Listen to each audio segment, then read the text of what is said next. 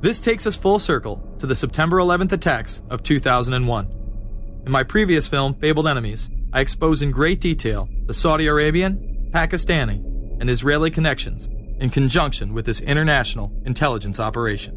In the early 1980s, bin Laden worked with operatives from U.S. intelligence, the Pakistani military, and Arab states. They ran a wide-ranging covert network that recruited and financed Muslim fighters to battle the Soviet army. The hijackers that were trained at U.S. military installations and protected by the FBI and CIA. The military exercises leading up to 9/11, and those that took place as the attacks occurred. Open line. Surveillance, Sergeant Richmond. Sergeant Richmond, Sergeant Light from Cheyenne Mountain Test Control. How are you? I'm doing fine. Okay, I need you to terminate all exercise inputs coming to Cheyenne Mountain at this time. Copy. And stay on loop until I verify that the connectivity is disconnected on the exercise side only. Okay, no, do not do any more inputs on the exercise side and stand by. I got Cheyenne Mountain on the line. Terminating all exercise inputs. Over, in case you didn't know, there's exercise. Oh, yeah. The Black Ops program, Able Danger, and the shadow government involvement.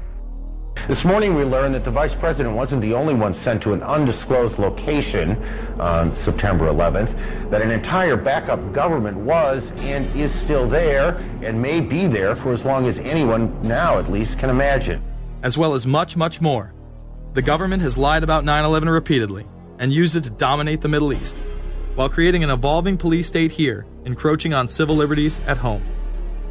And of course, building a new world order.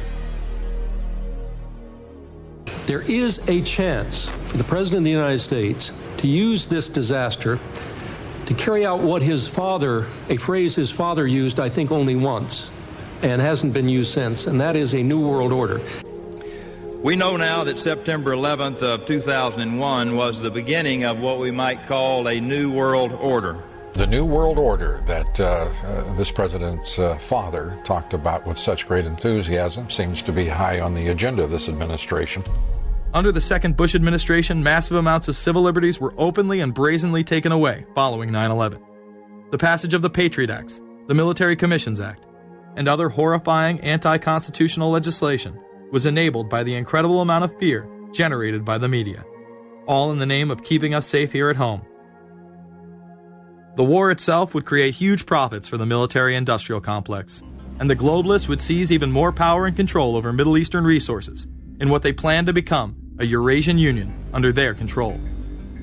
Although the establishment claimed to be fighting for our freedom abroad, they were destroying our sovereignty by stealth. Expanding on NAFTA, they were able to consolidate power on the domestic front by deindustrializing the United States through CAFTA, the Central American Free Trade Agreement, as well as the SPP, the Securities and Prosperity Partnership. Opponents, however, say the initiative is nothing less than a plan to create a North American Union that would eliminate sovereignty for all three nations. Building on the North American Free Trade Agreement, the NAFTA section of the Commerce Department is busy drafting laws and regulations for a North American Union, a union of Canada, America, and Mexico. The President has attended secret meetings and signed at least 2 agreements under the Security and Prosperity Partnership Program. The stated goal established by Presidents Bush, Fox, and Prime Minister Paul Martin is integration by 2010. It's a plan from the business elites, the political elites, that will cost more American jobs, cost American sovereignty, but it would fulfill the president's father's vision. Now, former United States Trade Ambassador Robert Zoellick is talking about it again with renewed vigor. This time, a new world order with business at the helm of trade and economic policy. It's an agenda that goes hand in hand with the United States, Mexico, and Canada, working quietly and behind the scenes to promote a common market with common deregulation for the benefit of multinational corporations. It's remarkable to me, the arrogance, the idea of just simply throwing away the nation's sovereignty, but they're trying to do so in so many ways. People better understand that they mean exactly what they're saying. It's a new world order they're trying to create. Dobbs, the only mainstream anchor to expose the New World Order, resigned shortly after bullets were fired into his home. The elite do not plan on waiting around for these unions to be formed before implementing the next step in global government. Through the vast global economic crisis of the last few years, they have been able to devalue the dollar and undermine it as the world's reserve currency. They have allowed the Federal Reserve and IMF to consolidate power by taking control of the Securities and Exchange Commission, as well as issuing a global currency instead of the dollar, disguised as a special drawing rights unit. This aspect of the New World Order was announced at the G20 in April of 2009. There is a big thing that's going to happen in London at this G20, and then they're hiding it, they're camouflaging it, they're not talking about it. Coordination of international regulation. What they are going to do is to put our Fed and our SEC under the control, in effect, of the IMF. The New World Order, that's what they're planning in there, is to undermine the U.S. currency, and it's just really sad. What it really is putting the American economy under international regulation. Yeah. And those people who have been yelling, oh, the UN's going to take over global conspiracy government. Theorists. They've been crazy, but now they're right. There's 20 or whatever people in the G20. Say there's 20 ministers. Thousands of us, and we can't get our voices heard. When Geithner said he would be open to the idea of a global currency last week, those conspiracy people had said and suggested that for years. Right. You're not wrong. Cash is becoming weeded out. Cash will most likely be eliminated or extremely difficult to use in many situations, so that you'll have to use the global currency or the electronic currency. Even though a physical global currency is yet to exist, groups such as BRIC are openly promoting a new reserve currency, which is a conglomerate of Brazil, Russia, Indonesia, and China. Get everyone in the whole world using one currency, which some people think that's a good idea. Russian President Dmitry Medvedev recently showed off a sample coin of the new world currency at the G8 in July of 2009. We have also agreed today additional resources of $1 trillion that are available to the world economy through the International Monetary Fund and other institutions. This includes 250 billion from special drawing rights, the reserve currency of the IMF, drawing rights that will be issued to countries who are part of the International Monetary Fund. I think a new world order is emerging, and with it the foundations of a new and progressive era of international cooperation. The head of the European Union is also calling for global government. 2009 is also the first year of global governance, with the establishment of the G20 in the middle of the financial crisis. Gordon Brown has called for a world constitution. We now need nothing short of a world constitution for the global financial system.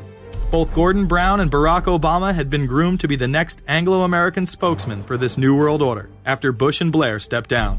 Here is Gordon Brown in front of the CBI prior to him being chosen to become Prime Minister.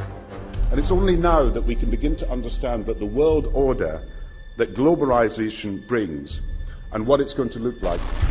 But what does the new world order mean for countries like ours who are looking to succeed?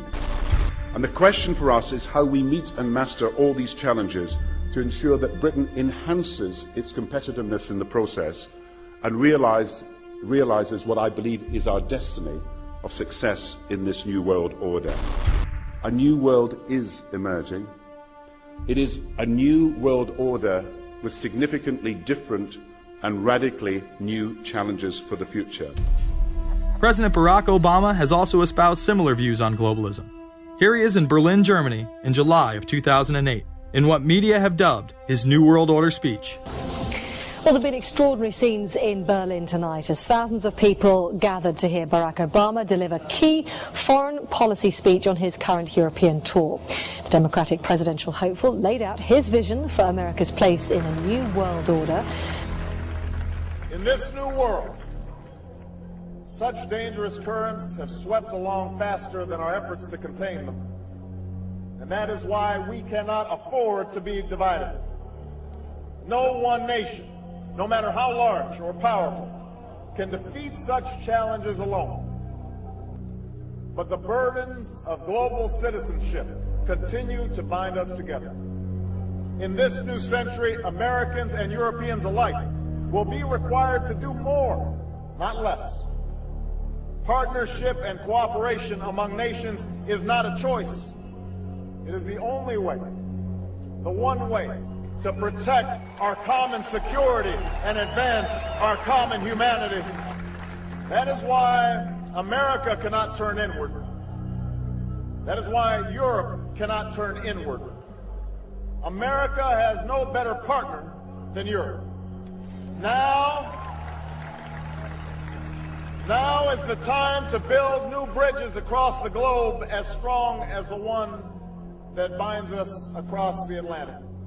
Now is the time to join together through constant cooperation and strong institutions and shared sacrifice and a global commitment to progress to meet the challenges of the 21st century.